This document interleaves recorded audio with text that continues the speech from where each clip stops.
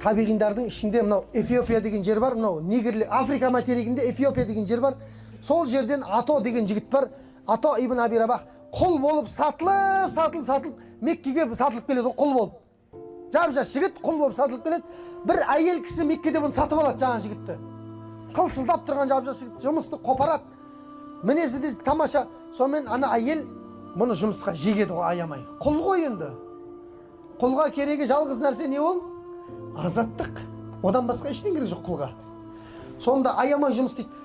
Ана сахабалар тірі ғой әлі, пайғамбарымыздың көзін көрген сахабалар. Сонымен бір күні қожайынына келіп айтады, қожайын дейді, мен мынау кешке дейінгі істейтін жұмысымды бар ғой, соны әбетке дейін істеп тастасам бола ма дейді, түстен кейін мен босатшы дейді. Не істейсің? Сахабалар тірі кезде ілім алайыншы деп едім дейді. Давай. Әбетке дейін ана кешке дейінгі жұмысты істейтін бәрін істеп тастайды екен. Сөйтіп түстен кейін барып сахабалардан ілім алады екен, қағбаның жанында отырып. Кешкісін Алламен өзі жалғыз қалады екен жаңағы сахаба. Табиғин. Көрдіңіз ба? Өйстіп өмірін үшке бөліп алған ғой. Әбетке дейін жұмыс істейді, түстен кейін ілім алады, түнде Алламен өзі жалғыз қалады. Тахажжуд оқиды, намаз оқиды, не қылады деген сияқты.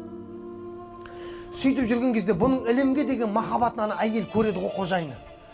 Сөйтіп те әйел айтады ғой, қожайын, ей Ато, мен сенің болашағыңды байламай қойын дейді. Сенің ілімге деген махаббатыңды мен көрттім. Мен сені ешқандай құн талап етпестен Алланың жолында азат ете салам дейді. Көрдіңіз ба? Алланың жолында азат ете салам. Болды дейді. Сөйтеді де ана Ато қуанады ғой. Мына әйелді қарасаңызшы, қандай бақытты әйел да. Енді анау ертең қаншама мың шәкірт шығарады ғой, ана жігіт бар ғой. Соның барлығының сауабы кімге барады? Мына азат еткен әйелге барады ғой. Осылай тоқтамайды. Сауабы ешқашан тоқтамайды. Сөйтеді Ато қуанады да, осы уақытқа дейін өмірін үшке бөліп алды ғой енді бұл. Енді өмірін нешеге бөледі? Үшке бөледі тағы да. Көрдіңіз ба?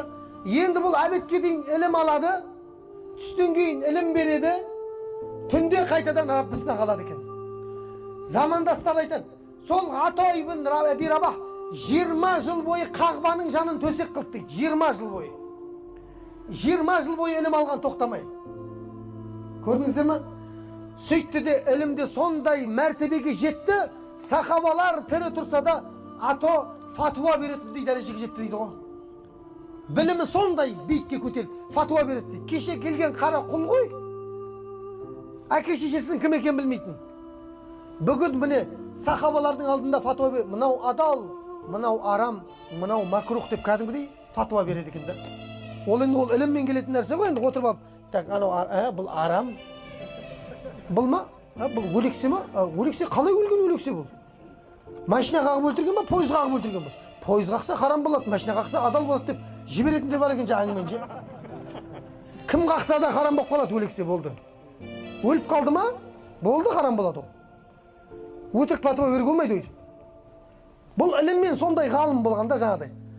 Құдайдың құдіретін қараңыз.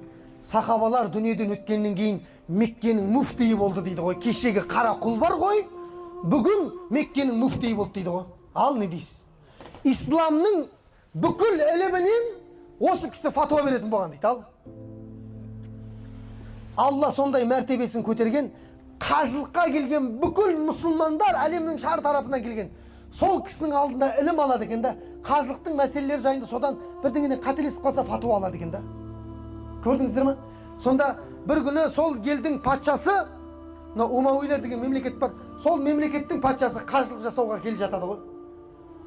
Умауилер мемлекетін таныстырып қояйын сіздерге. Умауилер мемлекеті тарихта 92 жыл ислам әлемін билеген. Солардың заманында біздің Орта Азияға, Қазақстан өңіріне ислам діні кірген. Демек, мемлекетінің мына шеті Қытайға дейін жеткен. Мемлекетінің мына шеті, географияны білетін адамдар үшін айтып жатырмын. Мемлекетінің мына шеті Атлант мұхитына дейін жеткен. Испания, Португалия, Рональду, Португалияда тұрған ғой. Марокко, Мавритания, Ливия, Тунис, Алжир, Египет, Судан, бүкіл әлемнің 4-тен 3-ін билеп тұрған халифа, патша қажылыққа келе жатыр. Ал керек болатын болса, қызық басталайын деп жатыр ғой. Сол келе жатқан кезде, Меккеге жақындап қалған кезде, бүгінгі сабақ бітіп қалып жатыр бізде, көрдіңіздер ме? Құдай қаласа келесі сапарымызда шәуілдірген кезде айтамыз иншалла. Уақыт бар ма? Онда айтамыз, жалғастырамыз. Бәрі қорқып кетті. Мейлі. Сонда қараңыздар, жаңағы халифа келе жатады да қажылықтың бір рәсімінен қателесіп кетеді ғой. Ал енді кім жауап береді біздің сұрағымызға десе, Меккеде муфти бар, Ато деген деп айтады дейді. Сонымен Атоның алдына Қағбаның жанына барса, ой, пәлем бай адам о жерде тұрған жерде. Пәлем бай адам кезекте тұрды, анадан сұрақ жауап болып отыр ғой. Сонда жаңағы халифа келіп о жерде тұр дейді. Өмірде очеретке тұрмаған адам ғой ол. Көрдіңіз бе? Сонда қасында балалары шапанына тартып, әке, чотам очеретте тұр ғой біз деп айтады дейді. Қалай сен очеретте тұрсың? Халифасың ғой сен деген. Ойбай, балам үндеме. Осы жерде, именно осы жерде біз очеретке тұрамыз.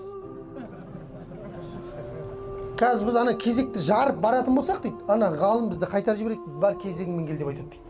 Оған қызық емес дейді, халифасың ба, басқасың ба? Көрдіңіз бе? Міне ғалым.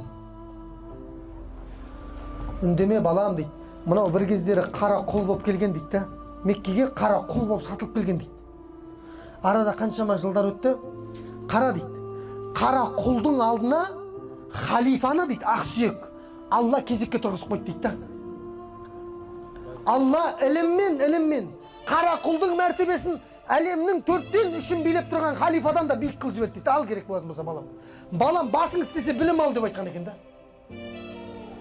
Патшалық бұл не емес? Мәртебе емес бұл. Ғалымдық бұл мәртебе. Патшалық егер мәртебе болғанда, Алла Құранда біз патшалардың мәртебесін көтердік деп аят түсіретін еді деп айтады дейді. Ондай бірде-бір аят жоқ дейді.